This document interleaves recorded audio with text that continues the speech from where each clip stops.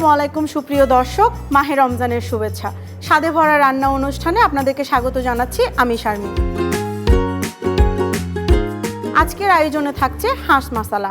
এই রেসিপি আমাদেরকে তৈরি করে দেখাবেন স্বনামধন্য শেফ শেখ রানা। আমি আমন্ত্রণ জানাচ্ছি শেখ রানাকে। আসসালামু আলাইকুম। ওয়ালাইকুম সালাম শেফ, কেমন আছেন? আলহামদুলিল্লাহ, আপনি ভালো আছেন? জি ভালো আছি শেফ। আমরা তো আজকে হাঁস মাসালা আয়োজন করছি। জি। আমরা এটা করতে কি কি উপকরণ লাগছে শেফ আমাদের আসলে দর্শকদের? হাঁস মশলার সাথে আমি এখানে ফিউশন করে একটু রসুন গার্লিক ইউজ করব আর কি। হাঁস masala with garlic and chilli flakes, এটা আপনার নিজস্ব নিজস্ব একটা ফিউশন। এবং আমাদের বনঞ্জা এবং তাদের 1996 সাল থেকে তারা বিজনেসটা রান করছে। তারা সবসময় তাদের গেস্টকে নতুনত্ব দেওয়ার চেষ্টা করে। জি জি। হাঁস মশলা করতে যা যা লাগছে আপনারা দেখতেই পাচ্ছেন। আমরা এখানে হাঁস টুকরো করে কেটে নিয়েছি, পেঁয়াজ কুচি, কাঁচামরিচ কুচি, আদা রসুন বাটা, টক দই, চিলি ফ্লেক্স, হলুদ গুঁড়া, লাল মরিচ গুঁড়া, জিরা গুঁড়া, ধনিয়া গুঁড়া, শেফ স্পেশাল মশলা, কাজু বাদাম বাটা। শেফ আমরা শুরু করি। হ্যাঁ, প্রথমেই আমরা হাঁসটা কিন্তু এটাকে আমরা যারাই আমাদের গ্রামগঞ্জে হাঁসটা যখনই তৈরি করে সবাই জানে হাঁসটা বাছার পরে একটু আগুনের চুলায় পড়তে হয়। এটা কি আমরা এখানে সিদ্ধ করে নিয়েছি? না না, এটা সিদ্ধ করে না, এটা আমরা একটু আগুনের তাপ দিয়ে আচ্ছা পুড়ে নিয়েছি। আচ্ছা। এরপর আমরা সুন্দর করে একটা হাঁসকে 10 পিস করে নিয়েছি। আচ্ছা শেফ, আমরা এখন রান্না শুরু করব? হ্যাঁ অবশ্যই, আমরা রান্না শুরু করে দিই। আমি কিছু টমেটো ফাইন চপ করব টমেটোটা। এটা ফাইন চপ করে নেব। এর সাথে আমরা কিছু টমেটোটা বড় বড় করে সাইজ করে নিব, লম্বা করে সাইজ করে নিব। আমরা যখনই এটা রান্না করব সবসময় আমরা কি করব, হাই হিটে আমরা পেঁয়াজটাকে একটু বেরেস্তা করতে চাই। আচ্ছা আচ্ছা। সয়াবিন তেল দিব আমাদের পরিমাণ মতন। দেখতেই পাচ্ছেন আমাদের ফ্রাই প্যানটা গরম হয়ে গেছে। আমাদের এই পুরো রান্নাটা তাহলে হাই হিটে হচ্ছে? প্রথমে আমরা হাই হিট করব, তারপরে যে আমরা লো হিট করব বা হাই হিট মিডিয়াম হিট করব। এটা আমরা প্রথমে আমরা পেঁয়াজ দিয়ে দিচ্ছি।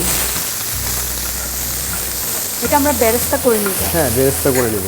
এখানে কিন্তু আমরা যত বাংলা ধরনের মশলা যে খাবারগুলো আছে আমরা অনেক ধরনের হার্বস, এলাচি, দারচিনি, তেজপাতা ইউজ করি। আমি কিন্তু বলেছি যে এখানে আমার স্পেশাল একটা মশলা আছে, ওই কারণে আমি কিছুই করবো না, ওগুলো সব ওটার ভিতরে দিয়ে আছে। এবং আমরা যখন রেস্টুরেন্টে খাই এবং আমার বনঞ্জা, তারা কিন্তু দেখবেন আমাদের রেস্টুরেন্টে যখন আপনারা আসবেন দেখবেন কখনো আপনারা এলাচি, দারচিনি, তেজপাতা পান না। কেন পান না? এটা আমাদের যে কিছু সিক্রেট জিনিস আছে, মশলা আছে, এগুলো আমরা তৈরি করি ফুডগুলা আপনাদের জন্য। পেঁয়াজটা বেরেস্তা হয়ে গেছে, আমি টমেটোটা দিয়ে দিব। যদি আমাকে একটু হেল্প করতেন।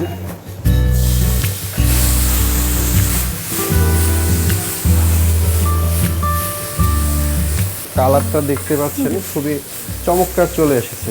এর সাথে আমি হলুদের গুঁড়া দিয়ে দিব। স্পাইসিটা আসলে আপনার ইচ্ছা অনুযায়ী দিবেন, কিন্তু আমি এটা একটু স্পাইসিটা একটু বেশি করব, কেননা duck masala with garlic and chilli flakes, যেহেতু হাঁসটা একটু ঝালঝাল খেতে ভালো লাগে। এর সাথে আমি সামান্য করে পানি দিয়ে দেব। আমরা যখনই মশলা যেরকম গুঁড়া মশলা ইউজ করব তখন আমরা সবসময় চেষ্টা করব যে একটু পানির ভিতরে দেওয়ার জন্য, কারণ আমরা কখনো হাই হিটে গুঁড়া মশলা দিব না, তাহলে আমাদের তরকারিটা পুড়ে যাবে এবং ফ্লেভারটা চেঞ্জ হয়ে যাবে, পুড়ে যাবে, খেতে ভালো লাগবে না। আমি একে একে এখন আমি জিরার গুঁড়া দিয়ে দিব, ধনিয়ার গুঁড়া, এর সাথে আমার সিক্রেট যে মশলাটা আছে এটা আমি হাফ চা চামচ দিয়ে দিচ্ছি। আমার ওই মশলাটা আবার আমি নামানোর আগে দিয়ে দিব। আমরা রান্নার জগতে কম বেশি সবাই রান্না করি, সেই ক্ষেত্রে আমাদের হাইজিনিংটা কতটুকু গুরুত্বপূর্ণ? আমরা হাঁসটা দিয়ে নিই, তারপর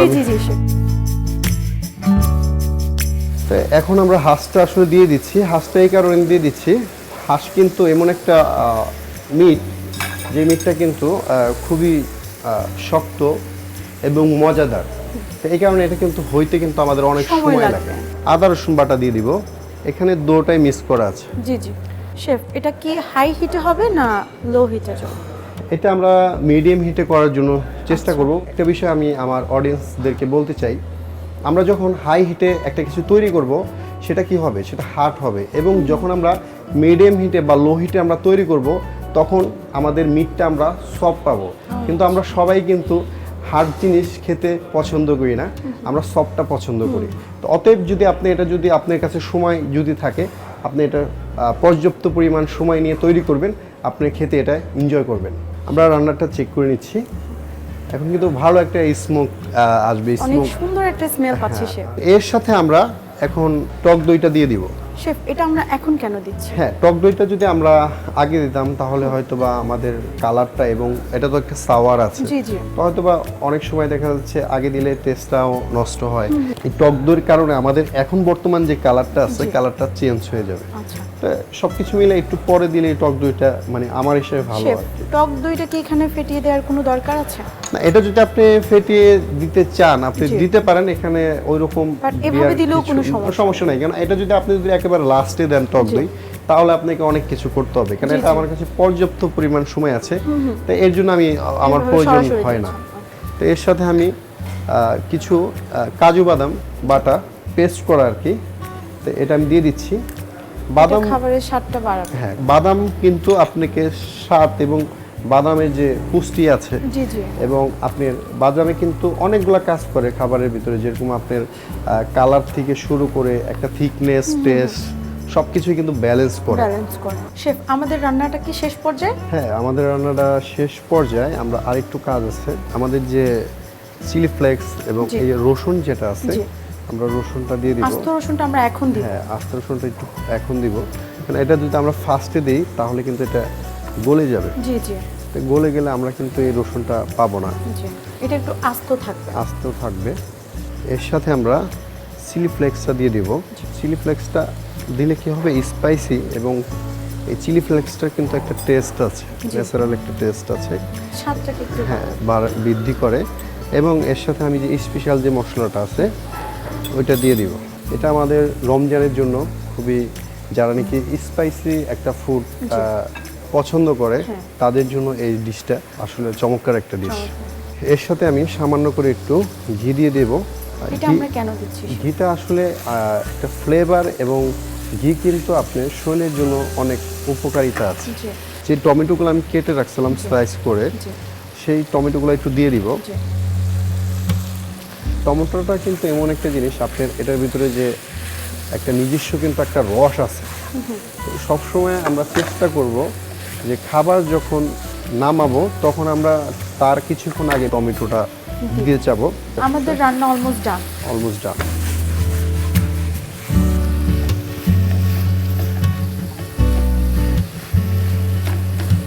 দেখতেই পাচ্ছেন কত সুন্দর একটা কালার আমাদের চলে এসেছে। এখন আমরা ডিশটা রেডি করব।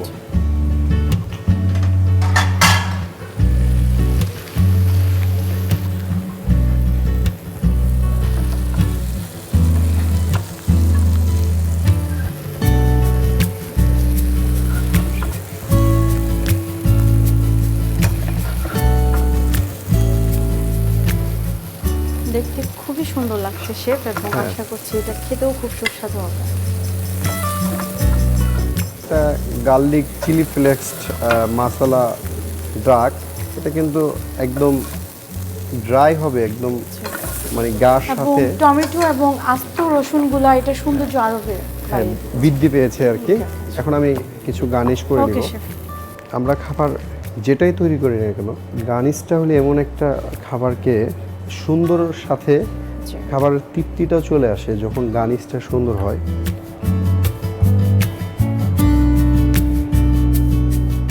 আপনারা ধনিয়া পাতা এরকম করে যদি একটু খাবারের ভিতরে বড় করে দেন, দেখবেন খাবারটা দেখতে কত ইয়ামি লাগে। এবং এর সাথে আমি কিছু ধনিয়া পাতা দিয়ে দিব কিমা করে। দেখতেই পাচ্ছেন আমাদের চিলি ফ্লেক্স গার্লিক ডাক মশলা। আমি এখানে ডেকোরেশন করে দিয়েছি লেটুস পাতা এবং গাজরের কিছু সুন্দর ভিট তৈরি করে দিয়েছি। আরও অনেক কিছু দিয়ে আমি এটাকে সাজিয়ে দিয়েছি। রমজানে আপনারা সেহরিতে এবং ইফতারেতে যে কোনো সময় এই ডিশটা উপভোগ করতে পারেন। আমার ডিশ রেডি। ধন্যবাদ শেফ আমাদেরকে এত সুন্দর একটি রেসিপি তৈরি করে দেখানোর জন্য। আপনাকেও ধন্যবাদ। দর্শক দেখতেই পেলেন আমাদের শেফ আমাদেরকে কত সহজে ডাক মাসালা রেসিপিটি তৈরি করে দেখালেন। আজ এ পর্যন্তই, দেখা হচ্ছে আগামী পর্বে নতুন কোনো রেসিপি নিয়ে। সেই পর্যন্ত ভালো থাকুন, সুস্থ থাকুন। আল্লাহ হাফেজ।